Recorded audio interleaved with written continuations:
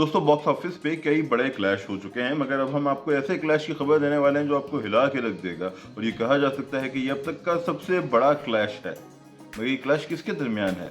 ये मुकाबला होने जा रहा है भैया पठान और एनिमल के दरमियान, यानी कि शाहरुख खान और रणबीर कपूर के दरमियान। अब आप सवाल करेंगे कि ये मुकाबला कब होगा? ये मुकाबला होगा 2026 के अंदर, ईद के मौके पे। ईद के मौके पे जब शाहरुख खान की फिल्म किंग और रणबीर कपूर की फिल्म लव एंड वॉर टकराएंगे। असल में ये मुकाबला है शाहरुख और संजय, यानी संजय लीला भंसाली के दरमियान। और आप जानते हैं कि दोनों के दरमियान बहुत बैड ब्लड है।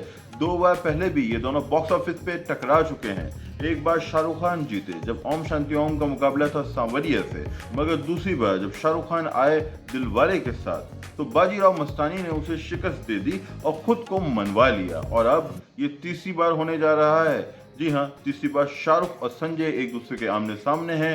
एक तरफ शाहरुख खान खुद है, शाहरुख खान किंग है, अकेले आ सकते हैं, मगर दूसरी तरफ है रणबीर कपूर और आलिया भट्ट। आलिया भट्ट को आप जानते हैं, वो स्टार पावर रखती हैं, खुद ही अपने अंदर एक सुपरस्टार हैं। और फिर संजय लीला भंसाली फिल्म के डायरेक्टर हैं, जो कि स्टार डायरेक्टर हैं, बेहतरीन डायरेक्टर्स में उनका शुमार होता है। आसानी से कहा जा सकता है कि अगर नंबर 1 की कोई पोजीशन है तो या तो वहाँ राजकुमार हिरानी होंगे या संजय लीला भंसाली होंगे। तो तैयार रहिए सबसे बड़े, सबसे घातक क्लैश के लिए जो होने जा रहा है 2026 में शाहरुख खान और रणबीर कपूर के दरमियान।